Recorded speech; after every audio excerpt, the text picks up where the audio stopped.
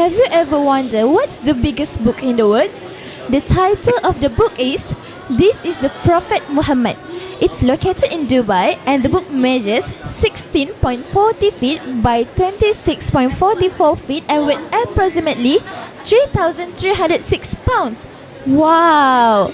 Assalamualaikum warahmatullahi wabarakatuh. Good morning. Salam Malaysia Madani, salam pendidikan bermutu, insan terdidik, negara sejahtera.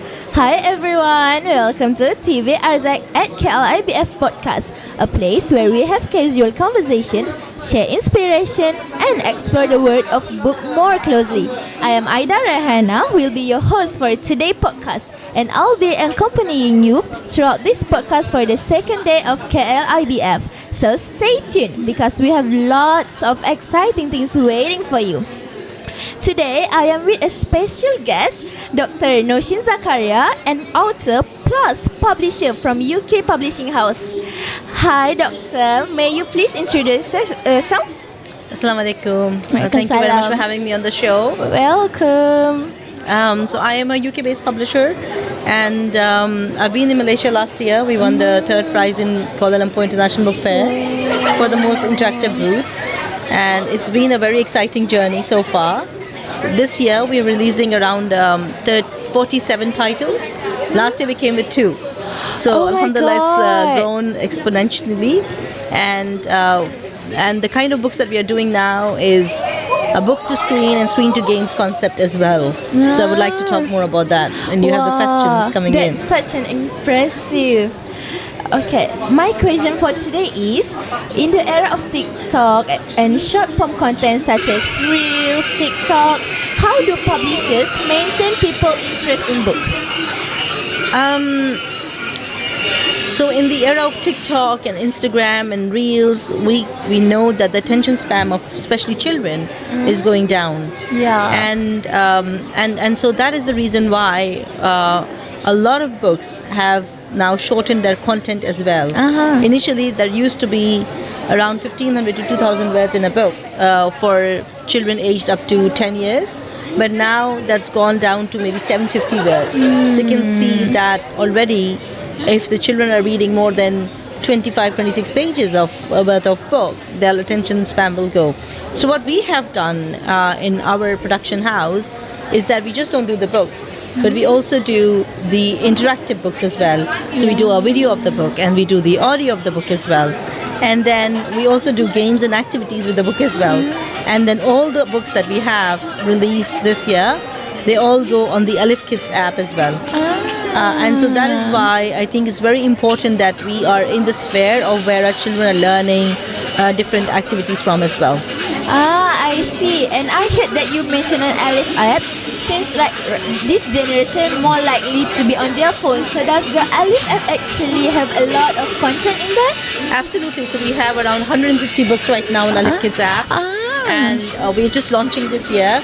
We did the launch last 2 weeks back in Merdeka Center, and it was a big launch. Mashallah, we got a lot of interest in that. And then now we are coming up with more interactive books, more video books, more episodes, interactive activities for children.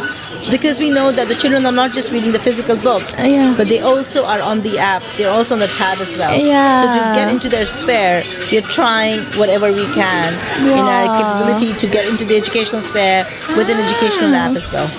Yeah, because this generation is more focused on doom scrolling, so you take the initiative to create an app where it's also educational, right? Absolutely. Alright, move on to the next question. Nowadays, many people read e-books and listen to audiobooks. Yes. So do you still think the physical books are still relevant? Yes, very much so. I mean, it depends on the child as well now. I've always been a person with a physical book. So I love the smell of the book. I love flipping pages. I absolutely love the collection of books I have in the house. I always had a library in my house as well.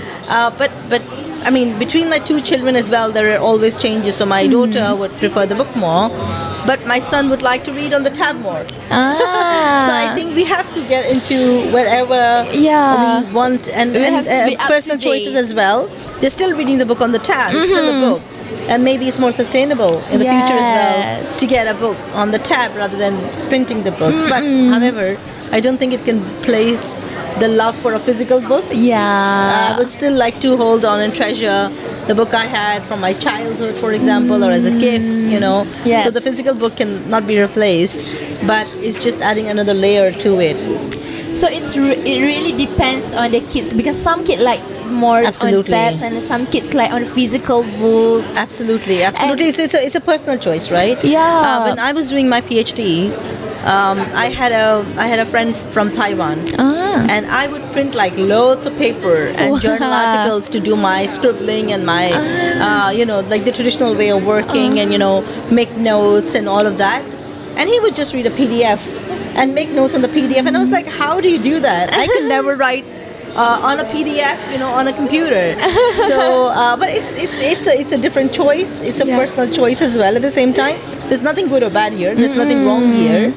It's just a personal choice that you make. Yeah, there's also advantages and disadvantages of it, such as if you're doing physical, it will not get lost and we will remember what pages is it. Yeah. But if it's electronic, it maybe get lost or something, right? Yeah, but also, there are advantages to that as well. But publishers often they find it difficult to ship their book to overseas, and that restricts their ability to read a wider audience. But if your books are on the app, they can reach global audience as well. Yeah. So I would like to, because I'm an educator and also a tech entrepreneur, so I take both of the things at the same time. For the Aleph app, is it focused on one range of age? Like, can So we are everybody? targeting around age 4 until 12 years of children. So Aleph Kids is, we wouldn't want very young children to be using the screen. We always have like a touch and feel books for them and things like that. But for older children, like 4 above, we have the Aleph Kids app for that. I understand. So now let me ask you, as an author, how do you find ideas for writing content that attracts to the generation to read? I am impressed by your hard work and like the initiative to create an app. Right. So a lot of ideas came from my own children. I was not an author before. I became an author after I saw the needs coming from my children. So a lot of titles that you will find on my booth are coming from the needs of my own children and the struggles or the challenges I face as a mother. So for example, if the child is throwing a tantrum, how do you deal with that? So I wrote a book called Roar Said the Lion. My son would always come to me after every 5 minutes and he would say, Mama, I'm bored. What do I do? So I wrote a book called The Boy Who Was Always Bored. And then my daughter, she was in the school, and the whole Gaza thing was going on, and the genocide was happening. And obviously, she's only 6. She's going to turn 6 in August. So at that time she was 5, and obviously kids, when they're hearing the news from the circles, they do tend to absorb it. They do tend to, reflect on that as well. Yeah. So I told her about what's happening in Gaza, and the children are hungry. So she went to the school one day, and she asked the teacher, to make a paper boat. And they made a paper boat together. And then she said, why are you making a paper boat? So she said, because I'm going to put food in there so that it could get to the children who are hungry in Gaza. And that inspired me to write a book called Noor and a Paper Boat. And my daughter is called Fatima, but I call that book Noor because it's dedicated to around 200 Noors between the age of 0 to 12 that were killed in Gaza. So, and that book, I was able to gift it to the Prime Minister yesterday. Wow, Alhamdulillah. congrats. So, stories are like that. Anything can inspire you. I also run a school, so a lot of ideas come from the school as well. We have a research department, so we see the behavior of the children, what trends they are following right now. So a lot of our work is indebted and embedded into the research work that we are doing in the back office as well, and finding out, there are problems about bullying, about racism, about, representation, but all those other things. And that is how do we counsel the children through a book? Yeah. But we don't have to be preachy, because children know when we're being preachy to them. But how can we be naughty with them at the same time, but teach them a good lesson. So that's what we're trying to do in our books. So actually, most of your book is inspired by your child, is it?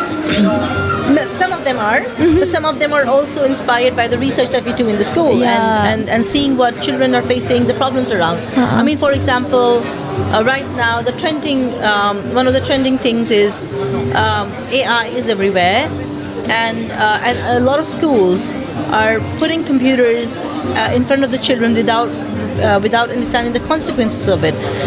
I mean, I run a tech company, but I've seen that some of the schools teach programming to children without giving them any background knowledge. So we wrote a whole series on learning simple logics, which is programming in a story-based way without using the computer. So how do you tell the child about sequencing without them sitting on the computer? So in the story, I'm not going to tell a lot, but in the story we say, well, Zara is waking up in the morning.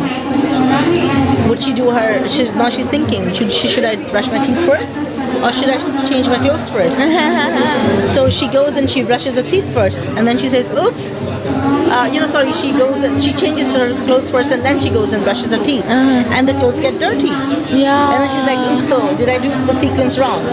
And then in her mind she's correcting herself, and then she's like, I need to brush my teeth first and then change my clothes. Yeah. And similarly, then there's a whole series on learning simple logic like sequencing, looping, and conditioning, which are the 3 programming terms. And then we do a series on Zara and AI friends as well, because we do know that a lot of our children will be engaging with AI robots, and they will develop an emotional connection with the robot. If we don't tell them that this is just a robot, but how do we tell them this is just a robot? They're children, so they won't know. Yeah. So we tell them subtly through a story that, for example, she's looking for a bracelet, and the robot is helping her find the bracelet, but the robot doesn't know why the bracelet is important for the girl, because it was gifted to her by the grandmother, but the robot doesn't have feelings, which humans do. So those are some of the themes that we are working on as well. And we found that there was a big gap in the market on doing research-based content on the topics of AI, on the topics of robotics, on the topic of programming, and that is one of the reasons why we started working on those topics as well. Yeah, because kids nowadays is more intelligent and more illiterate their surrounding, right? Absolutely. Wow, there is a lot of useful knowledge for today, guys. So we are finally at the end of our podcast. Thank you, Doctor.